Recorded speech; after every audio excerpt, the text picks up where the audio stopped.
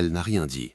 Pas de message, pas de recherche sur les réseaux sociaux, mais à 3 heures du matin, alors que vous dormiez à ses côtés, ou alors qu'elle dormait seule après votre départ, le nom d'un autre homme lui est venu à l'esprit, pas n'importe lequel, son ex. Et cette image, silencieuse comme un couteau, s'est imposée à elle sans y être invitée. Savez-vous ce qu'il y a de plus brutal dans cette histoire ? Ce n'est pas lui qui est revenu, c'est elle qui est partie à sa recherche, non pas avec son corps, mais avec ses souvenirs. Et lorsqu'une femme part à la recherche du passé dans le silence de l'aube, c'est parce que le présent a laissé un vide qu'elle ne sait nommer. En ressentez-vous le poids ? C'est précisément là que tout commence à s'effondrer. Le rejet le plus douloureux n'est pas celui qui se déroule sous vos yeux, c'est le rejet invisible, celui qui se produit en elle, à votre insu. Elle vous sourit le jour, tandis que la nuit, son esprit s'évade vers un autre temps, un autre homme, une autre version d'elle-même. Ce n'est pas une trahison, c'est quelque chose de plus difficile à supporter. Une absence émotionnelle déguisée en présence. Et le pire, la plupart du temps, ce n'est pas la faute de votre ex, c'est la faute de ce que vous n'avez pas fait, ou de ce que vous faites au quotidien sans vous en rendre compte et qui la renvoie dans le passé. Je vous demande de rester, car ce que je vais vous révéler va complètement changer votre vision des relations après 35 ans. Avant de continuer, dites-moi aux commentaires quel est le moment de votre rupture qui vous a le plus marqué. Cet instant que vous revivez sans même vous en rendre compte. Un seul mot, une seule scène, un seul détail. Je lirai chacun de vos témoignages. La femme qui pense à son ex à 3 heures du matin. Imaginez une femme de 35 ans. Sa vie est organisée, sa relation amoureuse stable ou non, sa carrière construite pierre par pierre. En apparence, tout semble aller pour le mieux. Pourtant, à l'intérieur, quelque chose s'agite dans l'ombre, silencieux et insistant. Soudain, sans crier gare, le visage d'un homme de son passé surgit à la surface de sa conscience comme une pierre émergeant d'un lac paisible. Pourquoi maintenant ? Pourquoi lui, après tout ce temps ? Elle-même ne peut répondre, et c'est précisément cette incapacité à répondre qui l'effraie. Ce n'est pas de la folie, ce n'est pas de la faiblesse, c'est la psyché qui fait ce qu'elle fait toujours lorsqu'un problème n'est pas résolu. Frapper à la porte jusqu'à ce que quelqu'un ouvre. Son ex n'est pas revenu, mais quelque chose en elle le cherchait.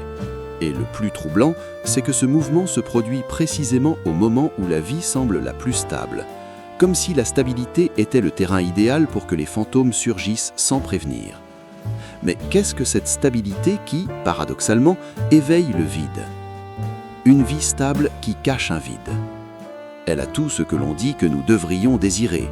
Une routine, la sécurité, peut-être une maison, un travail qui nous permet de payer nos factures, une relation sans tempête.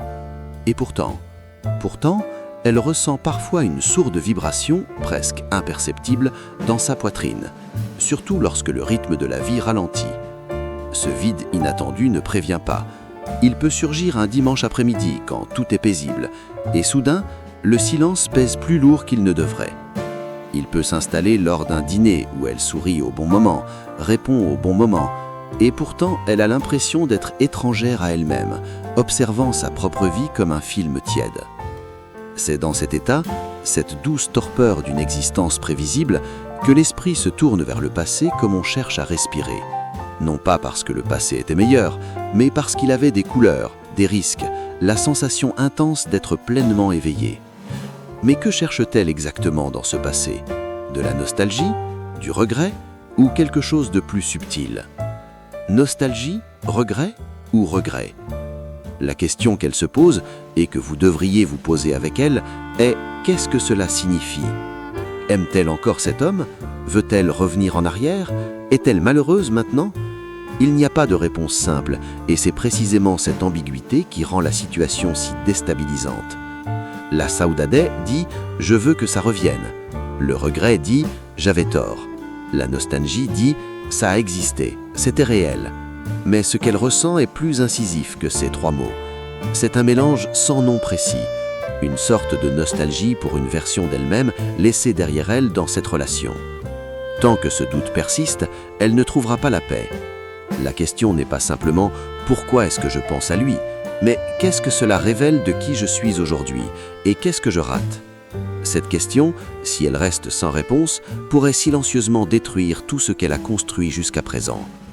Pour comprendre d'où vient ce fardeau, nous devons nous pencher sur l'un des mécanismes les plus insidieux de l'esprit humain. Mémoire sélective, l'ex qui n'a jamais existé. Voici le premier grand paradoxe. Elle ne pense pas à son véritable ex, elle pense à une version remaniée, embellie et adoucie, vieillie des années plus tard. Le cerveau humain est un réalisateur cruel. Il coupe les mauvaises scènes, amplifie les bonnes et livre une version des événements qui ne s'est jamais vraiment déroulée ainsi. Les disputes, floues. Les petites trahisons, les silences pesants, les incompatibilités qui pesaient sur les journées, tout cela s'estompe dans les archives compressées de la mémoire. Ce qui demeure clair, lumineux, accessible, c'est ces voyages qui avaient le goût de la liberté, ces nuits où le rire semblait l'acte le plus naturel au monde. Cette version d'elle, Elle n'a rien dit. Pas de message, pas de recherche sur les réseaux sociaux, mais à 3 heures du matin, alors que vous dormiez à ses côtés, ou alors qu'elle dormait seule après votre départ, le nom d'un autre homme lui est venu à l'esprit. Pas n'importe lequel, son ex. Et cette image, silencieuse comme un couteau, s'est imposée à elle sans y être invitée. Savez-vous ce qu'il y a de plus brutal dans cette histoire ? Ce n'est pas lui qui est revenu, c'est elle qui est partie à sa recherche, non pas avec son corps, mais avec ses souvenirs. Et lorsqu'une femme part à la recherche du passé dans le silence de l'aube, c'est parce que le présent a laissé un vide qu'elle ne sait nommer. En ressentez-vous le poids ? C'est précisément là que tout commence à s'effondrer. Le rejet le plus douloureux n'est pas celui qui se déroule sous vos yeux, c'est le rejet invisible, celui qui se produit en elle, à votre insu. Elle vous sourit le jour, tandis que la nuit, son esprit s'évade vers un autre temps, un autre homme, une autre version d'elle-même. Ce n'est pas une trahison, c'est quelque chose de plus difficile à supporter. Une absence émotionnelle déguisée en présence. Et le pire, la plupart du temps, ce n'est pas la faute de votre ex, c'est la faute de ce que vous n'avez pas fait, ou de ce que vous faites au quotidien sans vous en rendre compte et qui la renvoie dans le passé. Je vous demande de rester, car ce que je vais vous révéler va complètement changer votre vision des relations après 35 ans. Avant de continuer, dites-moi aux commentaires quel est le moment de votre rupture qui vous a le plus marqué. Cet instant que vous revivez sans même vous en rendre compte. Un seul mot, une seule scène, un seul détail. Je lirai chacun de vos témoignages. La femme qui pense à son ex à 3 heures du matin. Imaginez une femme de 35 ans. Sa vie est organisée, sa relation amoureuse stable ou non, sa carrière construite pierre par pierre. En apparence, tout semble aller pour le mieux. Pourtant, à l'intérieur, quelque chose s'agite dans l'ombre, silencieux et insistant. Soudain, sans crier gare, le visage d'un homme de son passé surgit à la surface de sa conscience comme une pierre émergeant d'un lac paisible. Pourquoi maintenant ? Pourquoi lui, après tout ce temps ? Elle-même ne peut répondre, et c'est précisément cette incapacité à répondre qui l'effraie. Ce n'est pas de la folie, ce n'est pas de la faiblesse, c'est la psyché qui fait ce qu'elle fait toujours lorsqu'un problème n'est pas résolu, frapper à la porte jusqu'à ce que quelqu'un ouvre. Son ex n'est pas revenu, mais quelque chose en elle le cherchait. Et le plus troublant, c'est que ce mouvement se produit précisément au moment où la vie semble la plus stable, comme si la stabilité était le terrain idéal pour que les fantômes surgissent sans prévenir. Mais qu'est-ce que cette stabilité qui, paradoxalement, éveille le vide ? Une vie stable qui cache un vide. Elle a tout ce que l'on dit que nous devrions désirer. Une routine, la sécurité, peut-être une maison, un travail qui nous permet de payer nos factures, une relation sans tempête.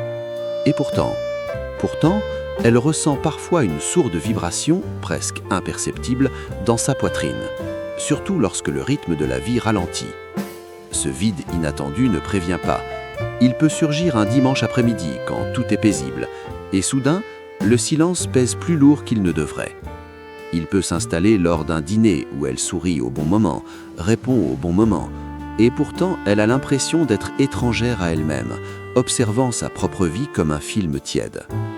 C'est dans cet état, cette douce torpeur d'une existence prévisible, que l'esprit se tourne vers le passé comme on cherche à respirer. Non pas parce que le passé était meilleur, mais parce qu'il avait des couleurs, des risques, la sensation intense d'être pleinement éveillé. Mais que cherche-t-elle exactement dans ce passé? De la nostalgie, du regret ou quelque chose de plus subtil? Nostalgie, regret ou regret? La question qu'elle se pose, et que vous devriez vous poser avec elle, est « qu'est-ce que cela signifie ?» Aime-t-elle encore cet homme? Veut-elle revenir en arrière? Est-elle malheureuse maintenant? Il n'y a pas de réponse simple, et c'est précisément cette ambiguïté qui rend la situation si déstabilisante. La Saoudade dit « je veux que ça revienne ». Le regret dit « j'avais tort ». La nostalgie dit « ça a existé, c'était réel ». Mais ce qu'elle ressent est plus incisif que ces trois mots. C'est un mélange sans nom précis, une sorte de nostalgie pour une version d'elle-même laissée derrière elle dans cette relation. Tant que ce doute persiste, elle ne trouvera pas la paix. La question n'est pas simplement